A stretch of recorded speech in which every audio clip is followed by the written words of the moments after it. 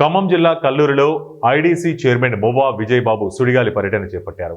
ఈ సందర్భంగా లింగాల గ్రామంలో దేవరపల్లి మంగపతి ఇటీవల కాలంలో మోకాళ్ల శస్త్రచికిత్స చేయించుకోవడంతో ఆయనను పరామర్శించారు.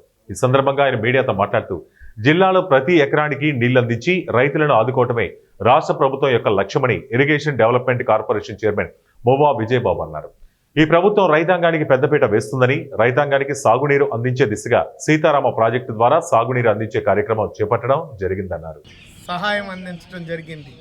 అంతేకాకుండా ఆనాడు కాంగ్రెస్ ప్రభుత్వం అధికారంలోకి వస్తే ఏదైతే సన్నధాన్యానికి బోనస్ ఇస్తానని చెప్పి ఆ చెప్పిన మాటను నిలబెట్టుకునే విధంగా రేవంత్ రెడ్డి గారు అప్పులు రాష్ట్రంగా గత ప్రభుత్వం మార్చినప్పటికీ కూడా